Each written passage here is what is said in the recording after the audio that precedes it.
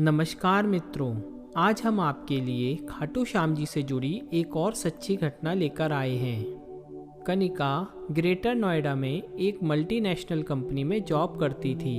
उसके माता पिता मथुरा में रहते थे। कनिका अपने ऑफिस के पास ही एक फ्लैट में रहती थी। कनिका के पिता खाटू श्याम जी को बहुत मानते थे और उन्हें जब भी समय मिलता था परिवार के साथ खाटू श्याम जी के दर्शन करने जाया करते थे।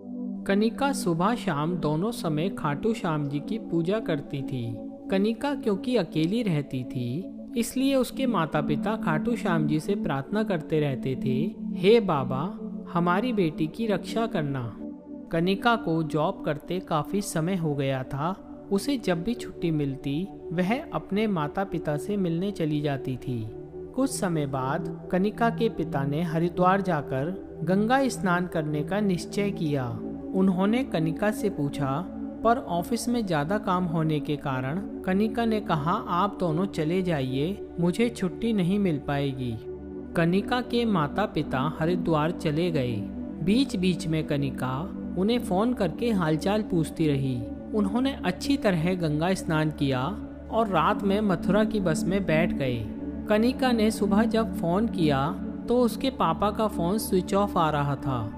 उसने देखा कि पापा ने घर पहुंचकर उसे फोन भी नहीं किया है। कुछ समय बाद उसने अपने पड़ोस में रहने वाले पापा के दोस्त को फोन करके उसके घर जाने के लिए कहा।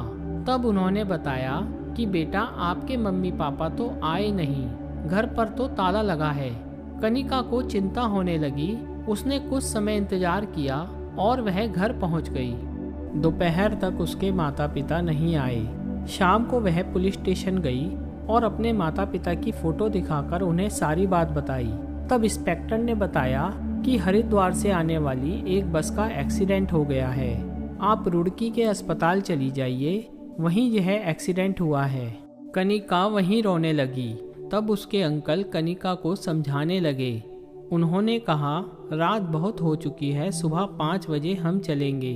कनिका रोते हुए घर आ गई। घर में काफी लोग इकट्ठा हो गए थे। उसने किसी से बात नहीं की। वह खाटू श्याम जी के सामने जाकर बैठ गई और बाबा का ध्यान करके कहने लगी, मेरे माता पिता की रक्षा करो बाबा, उनके अलावा मेरा कोई नहीं है, मुझे अनाथ ना होने देना बाबा। इसी तरह वह प्रार्थना करते करते वहीं सो गई। सुबह वह जल्दी उठ गई और अंकल के साथ रुड़की चली गई। वहाँ सभी अस्पताल, पुलिस स्टेशन, सब जगह ढूंढा, पर उसके माता पिता का कहीं पता नहीं चला। फिर वे लोग उस जगह पहुंचे जहां एक्सीडेंट हुआ था, पर वहां भी कोई नहीं था। कनिका का दिल बैठा जा रहा था। वह मन ही मन खाटू श्याम जी का नाम लेने लगी। उसने दोबारा पुलिस स्टेशन जाकर सभी घायलों की और यहाँ तक कि मरने वालों की भी लिस्ट चेक की, पर उसके माता पिता का कहीं पता नहीं चला। कनिका को लगा सब खत्म हो गया। वह हार कर घर वापस आ गई। मथुरा से भी वह बार बार पुलिस स्टेशन फोन करती, पर उसके माता पिता का कोई सुराग नहीं मिल पा रहा था। वह सारा दिन खाटू श्याम जी के सामने दीपक जलाकर बैठी रहती। घर में कुछ रिश्तेदार आ गए थे जो उसे संभाल रहे थे, पर वह किसी से बात नहीं करती और सारा दिन मंदिर के सामने बैठी रहती थी। इसी तरह 5 दिन बीत गए। छठे दिन सुबह 7 बजे उसके पिता का फोन आया कि वे मथुरा बस स्टैंड पर बैठे हैं, तुम गाड़ी लेकर आ जाओ, यहाँ कोई सवारी नहीं मिल रही है। कनिका को विश्वास नहीं हुआ। तब उसके पिताजी ने बताया, हम दोनों ठीक हैं। कनिका अपने अंकल के साथ बस स्टैंड पहुंची। वहाँ उसके माता पिता बैठे थे। कनिका उन्हें घर ले आई। तब उसके माता पिता ने बताया कि उन्हें भी चोट लगी थी और वे बेहोश हो गए थे। जब उनकी आंख खुली तो वे एक फ्लैट में थे। एक भले से व्यक्ति उनकी सेवा करते रहे। जब हम थोड़ा ठीक हुए तो हमने देखा उस फ्लैट में हमेशा इत्र की खुशबू रहती थी। जब हमने उनसे पूछा तो उन्होंने बताया कि वे खाटू श्याम जी की पूजा करते हैं और उन्हें इत्र लगाते हैं, उसकी ही खुशबू है। हमने उन्हें दिन में कई बार खाटू श्याम जी के मंदिर के सामने पूजा करते देखा था। हमने तुम्हें फोन करने की कोशिश की, पर हमारा फोन काम नहीं कर रहा था। कल रात उन्होंने हमें मथुरा की बस में बिठा दिया और हम यहाँ आ गए। कनिका बहुत खुश थी। उसके माता पिता के घर आते ही बधाई देने वाले और हालचाल पूछने वालों की भीड़ लग गई। इस तरह कई दिन निकल गए। जब कुछ फुर्सत मिली तो कनिका ने कहा, पापा, हमें उन अंकल से मिलना चाहिए। मैं उनका शुक्रिया करना चाहती हूँ। आप कल सुबह मेरे साथ चलेंगे।